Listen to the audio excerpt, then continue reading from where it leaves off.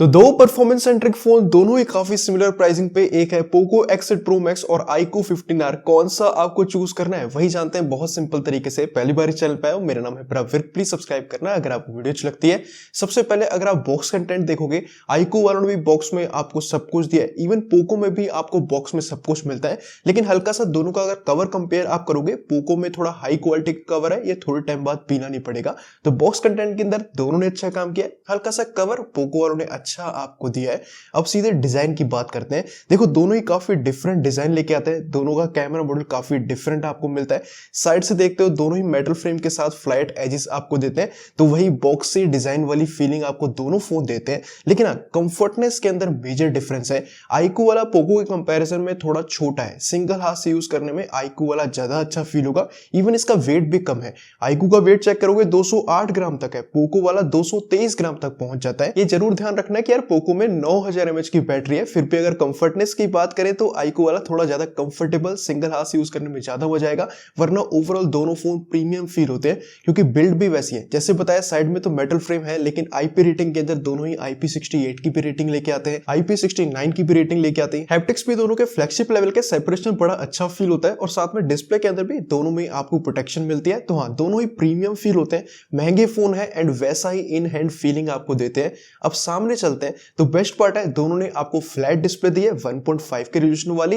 लेकिन एक चीज बताई थी ना कि iQOO में पोको के कंपैरिजन में थोड़ी कॉम्पैक्ट डिस्प्ले, वरना इन पे आप कंटेंट देखते हो दोनों ही बहुत अच्छे कलर्स लेके आते हैं। हल्का सा पोको में कलर्स थोड़े नेचुरल आपको फील होंगे, बाकी डिटेल में दोनों ही बड़े कमाल के 4K में HDR में कंटेंट प्ले कर सकते हैं। लेकिन पोको में एक और एडवांटेज है, देखो दोनों ही नेटफ्लिक्स पे HDR10 तो सपोर्ट करते हैं, लेकिन पोको की डिस्प्ले डॉल्बी विजन भी सपोर्ट करती है। तो इस HDR के साथ अगर आप डॉल्बी विजन वाला कंटेंट देखोगे, पोको वाला वो सपोर्ट करेगा, और साथ में उसकी डिस्प्ले क्वालिटी और बेटर आपको फील होगी।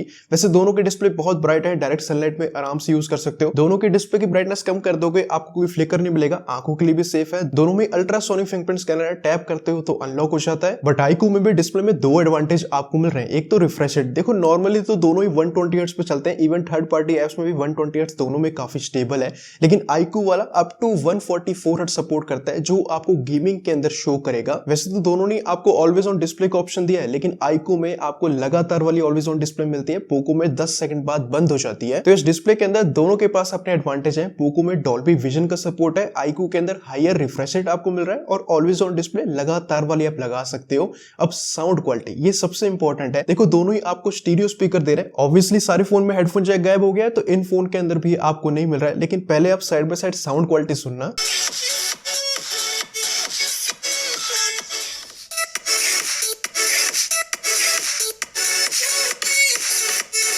एंड इस टेस्ट के अंदर आपने क्लियरली सुना iQOO वाला बेस ज्यादा अच्छा प्रोड्यूस कर रहा है, पोको वाले ज्यादा लाउड आपको फील होंगे। और पोको में एक और एडवांटेज है, पोको डॉल्बी एटमॉस भी सपोर्ट करता है, iQOO के अंदर ऐसा कोई सपोर्ट आपको नहीं मिल रहा है। तो स्लाइटली पोको की आप डिटेल बेटर बोल सकते हो, लेकिन इन रियल लाइफ इतना डिफरेंस फील होगा। दोनों स्पीकर अच्छे हैं और दोनों में अलग अलग एडवांटेज आपको मिल रहे हैं। बाकी अभी तक मेरे समझाने का तरीका भी अच्छा है, तो मुझे भी आप एडवांटेज दे सकते हो। प्लीज वीडियो को लाइक, शेयर एंड कमेंट कर दो, कुछ भी आप कमेंट कर सकते हो, इससे वीडियो चलने के चांस ज्यादा रहते हैं। इंपॉर्टेंट सॉफ्टवेयर किसका अच्छा है, देखो दोनों ही लेटेस्ट एंड्रॉइड 16 पे चल रहे हैं, दोनों में अलग UI आपको मिलती है, दोनों में अपडेट सपोर्ट एग्जैक्टली सेम है। वैसे ब्लोटवेयर की बात करें तो दोनों फोन आपको देते हैं, जैसे पोको में काफी एप्स भी मिलते हैं, काफी गेम्स भी मिलते हैं, सेम iQOO के अंदर भी काफी एप्स आपको मिलते हैं, हॉट गेम्स भी आपको मिलता है और हॉट एप्स भी आपको मिलते हैं। तो दोनों में आपको साफ सफाई करने की जरूरत है। और एक चीज दोनों की अच्छी बेसिक फीचर दोनों में है, जैसे ऐप लॉग आपको मिलता है, ड्यूल एप्स आप क्रिएट कर सकते हो, ऐप हाइड वगैरह कर सकते हो, चुपके से कॉल रिकॉर्डिंग करनी है, इनका खुद का डायलर आपको मिलता है, उसमें आप आराम से कर सकते हो। और साथ में जो एनिमेशन है, पहले तो iQOO जो फन टच OS से इंप्रूवमेंट लेके आया, एनिमेशन के अंदर बहुत ही स्मूथनेस आपको फील होगी, ऐप ओपनिंग, विजेट्स ओपनिंग सब कुछ काफी स्मूथ फील होता है। एंड सेम हाइपर OS के अंदर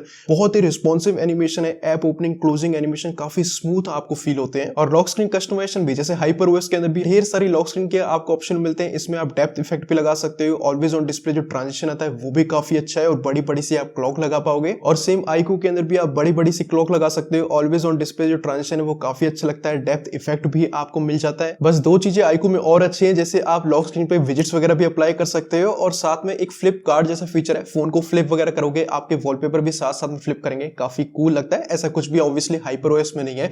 वैसे हाइपरओएस 3 में आपको हाइपर आइलैंड जैसा भी फीचर मिल गया, काफी कूल लगता है। इसके भी एनिमेशन कितने कमाल के हैं एंड सेम आईक्यू के अंदर आपको ओरिजिन आइलैंड जैसा फीचर मिलता है, इसके भी एनिमेशन बड़े कमाल के हैं, बट ये और यूजफुल है। जैसे कुछ भी आपको शेयर करना है, सिंपल होल्ड करके ऊपर को ड्रैग करोगे आप वहां पे शेयर कर सकते हो। ऑल्सो दोनों एआई फीचर में भी निराश नहीं करते हैं। आईक्यू के अंदर भी खुद की गैलरी, ढेर सारे फीचर आपको मिलते हैं, पोको के अंदर भी खुद की इनकी गैलरी, वहां पे भी ढेर सारे आपको ऑप्शन मिलते हैं। तो ये सॉफ्टवेयर एक्सपीरियंस दोनों का काफी क्लोज आ जाता है। अपडेट सपोर्ट एक्जैक्टली सेम है, एनिमेशन दोनों के बड़े कमाल के, स्मूथनेस एक्जैक्टली सेम फील होगा, फीचर्स दोनों में बहुत सारे आपको मिलते हैं। तो जिसका सॉफ्टवेयर आपको ज्यादा अच्छा लग रहा है, एक्सपीरियंस करना चाह रहे हो, वो सॉफ्टवेयर आप चूज करना। लेकिन अब परफॉर्मेंस, ये सबसे इंपॉर्टेंट चीज है।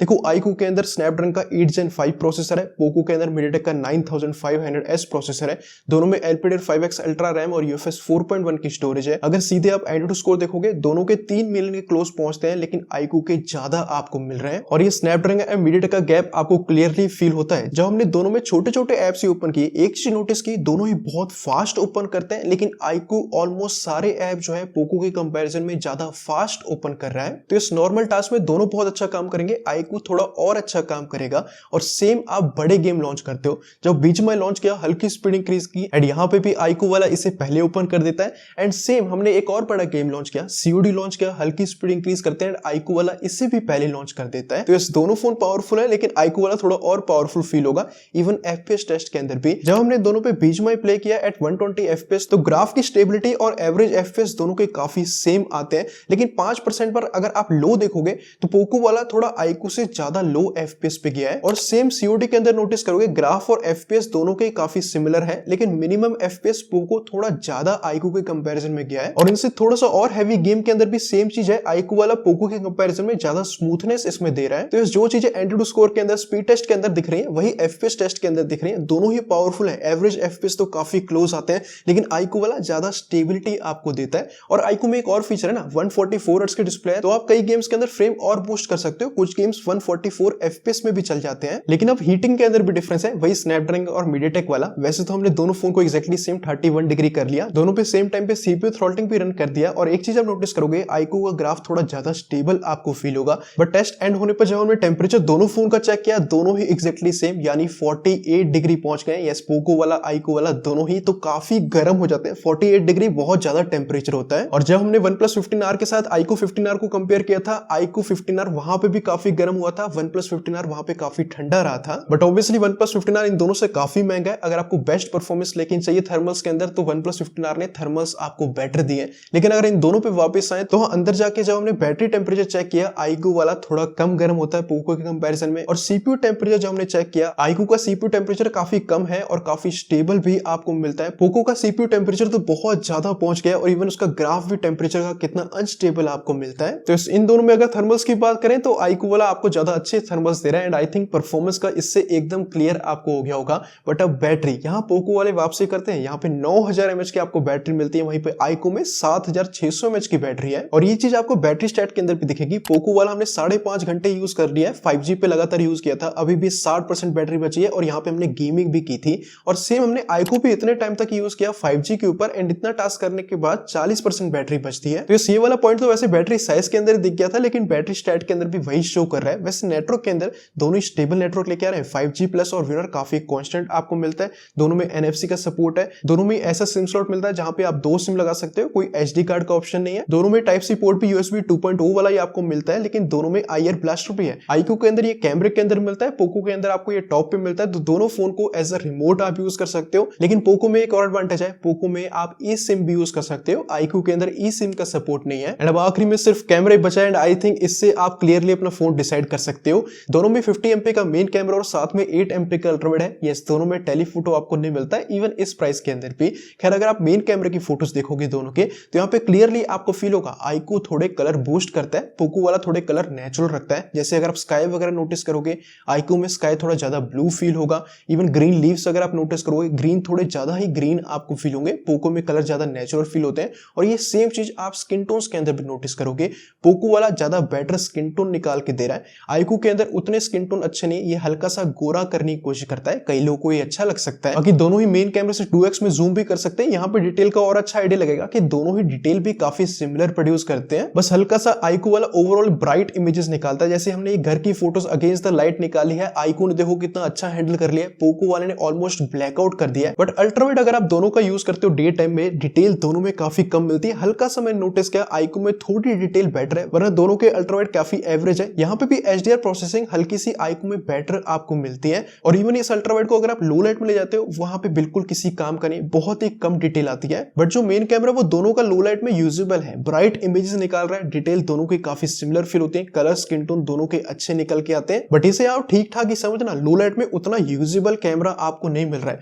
वैसे दोनों से आप मेन कैमरे से वीडियो बनाते हो, दोनों ही 4K में वीडियो बना सकते हैं, एकदम स्टेबल वीडियो बनाते हैं। यहाँ पे भी हल्का सा कलर का आपको डिफरेंस फील होगा, iQOO थोड़े पंची कलर प्रोड्यूस कर रहा है। बाकी इनसे पोर्ट्रेट्स वगैरह निकालते हो तो दोनों ही आप 2x में पोर्ट्रेट निकाल सकते हो, डिटेल वगैरह दोनों की काफी सिमिलर है। यहाँ पे भी HDR प्रोसेसिंग में स्लाइटली जो है iQOO वाला बेटर है। स्किन टोन्स और कलर्स के अंदर यहाँ पे भी आपको पोको वाला बेटर फील होता है। तो इस कैमरे के अंदर दोनों कुछ खास कैमरा नहीं लेके आ रहे हैं, ऑब्वियसली परफॉर्मेंस सेंट्रिक फोन है, लेकिन iQOO वाला ज्यादा यूजेबल आपको इमेजेस देता है। कई बार HDR प्रोसेसिंग की वजह से पोको डार्क इमेजेस निकालता है जो यूजेबल आपको नहीं मिल रही है। बट अब सेल्फी कैमरा यहाँ तो एकदम क्लियर विनर है। पोको के अंदर 20 MP का सेल्फी कैमरा है, iQOO के अंदर 32 MP का सेल्फी कैमरा है। सीधे अगर इनकी फोटोज देखोगे क्लियर आपको फील होगा। यहाँ पे भी iQOO वाला थोड़े कलर बूस्ट कर रहा है, पोको वाला थोड़े नेचुरल कलर रखता है, लेकिन यहाँ पे भी iQOO वाला ज्यादा अच्छी HDR प्रोसेसिंग कर रहा है। डिटेल के अंदर मेजर डिफरेंस है, यहाँ पे iQOO वाला डिटेल ज्यादा अच्छे निकाल के दे रहा है। पोर्ट्रेट फोटोज के अंदर देखो एज डिटेक्शन तो सेम है, लेकिन डिटेल जो है iQOO वाला इसके अंदर भी ज्यादा अच्छे निकाल के देता है। बट डिटेल का बड़ा डिफरेंस लो लाइट के अंदर बढ़ जाता है।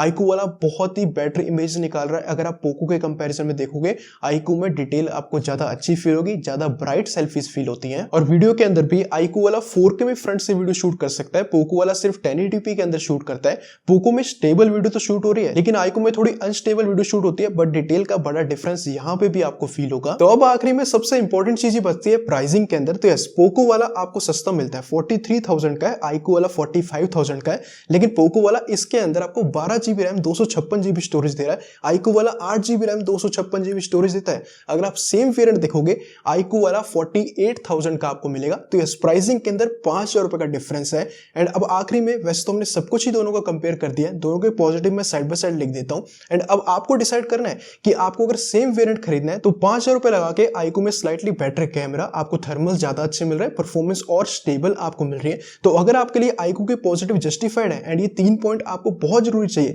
तो आपको iQOO की तरफ जाना चाहिए। वरना अगर आपको पोको के पॉजिटिव अच्छे लग रहे हैं एंड आपको लगता है 5,000 रुपए हमें बचाने चाहिए और एक बेटर वेरिएंट सस्ते के अंदर मिल रहा है, तो आपको पोको की तरफ जाना चाहिए। एंड वैसे तो दोनों के पॉजिटिव अब आपके सामने, आप आसानी से अपना फोन डिसाइड कर सकते हो। तो होप आप लोगों को वीडियो अच्छा लगी हो। मैं ऐसी simple straight to the point videos बनाता रहता हूं ताकि आप सही जगह अपने पैसे लगाओ, आपके पैसे कहीं वेस्ट ना हो। तो प्लीज सपोर्ट करना, सब्सक्राइब करके बेल आइकन ऑल पे करना, वीडियो अच्छी लगी लाइक एंड शेयर कर देना। कोई भी सवाल अभी भी रह गया कमेंट सेक्शन में पूछना। मिलते हैं आप अगली वीडियो में। Thanks for watching and love for all.